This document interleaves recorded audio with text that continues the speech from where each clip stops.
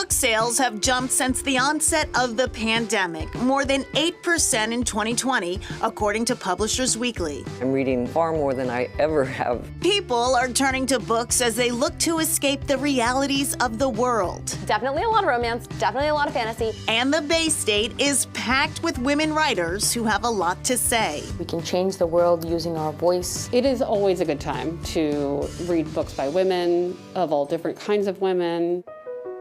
Meredith Goldstein is a columnist for the Boston Globe, a podcast host, and author. Her latest novel, Things That Grow, follows a teenager named Lori as she visits 3 New England gardens to scatter her late grandmother's ashes. A road trip story that involves a lot of different family members sort of trying to treat each other a little bit better. The book is set in Natick. She lives right near the Natick Mall, but I wanted her to leave that neighborhood and go to gardens, beautiful gardens that her late grandmother loved. With her family, Lori visits the Arnold Arboretum, the Green Animals Topiary Garden, and the Mount here in Lenox. It was so exciting to be able to write a book set in Massachusetts and to set these fictional characters having moments in the home of a famous author. Actually, where I'm standing right now is in Edith Wharton's bedroom, where she did most of her writing.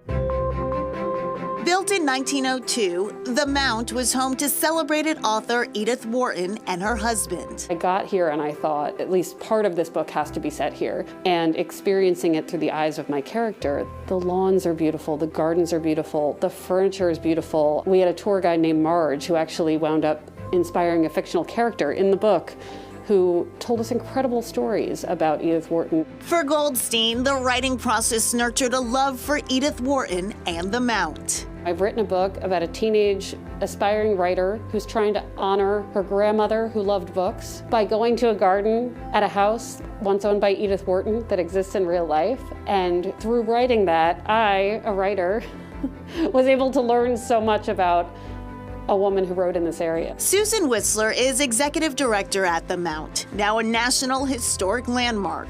She says the team was thrilled to learn of Goldstein's novel. It's just charming the way she presents it through the eyes of sort of younger, frustrated, hormone sort of boiling over young adults as they tour the property. The Lenox Estate is often called an autobiographical house. The Mount is the only home Wharton designed in its entirety.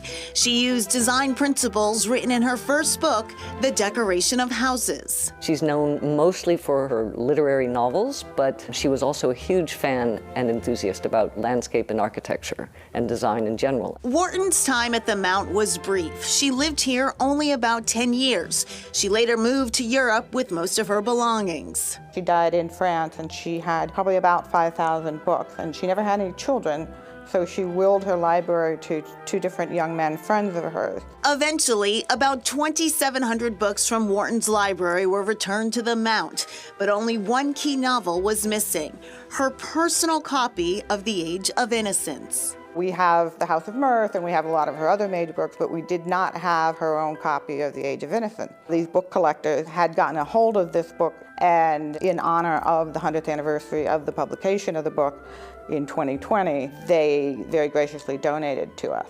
The first edition, 6th printing copy, is appraised at a staggering $12,500. It sends us all sort of shaking, because sometimes we get people who come in, they think they have something that belongs to Edith Wharton, and it turns out not to be so.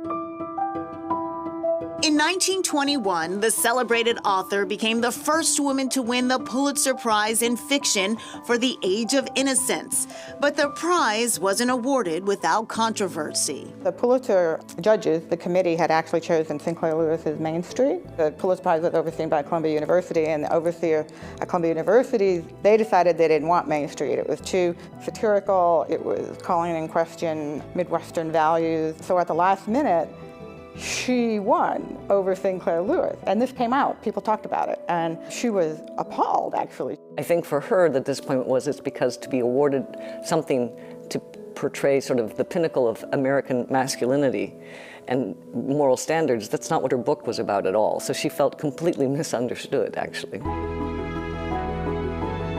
We're so lucky in New England to be able to see so many places where women really wrote. The idea that Edith Wharton lived here and wrote here and had friends here in a small dining room and just hung out here. I guess it's very validating to me that I can call this state my home. The Mount hosts a variety of events on the estate property, including music, lectures, dance, and yoga.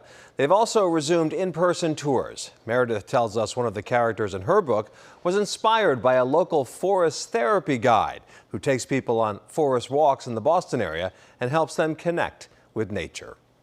Coming up, a virtual book club that just keeps growing.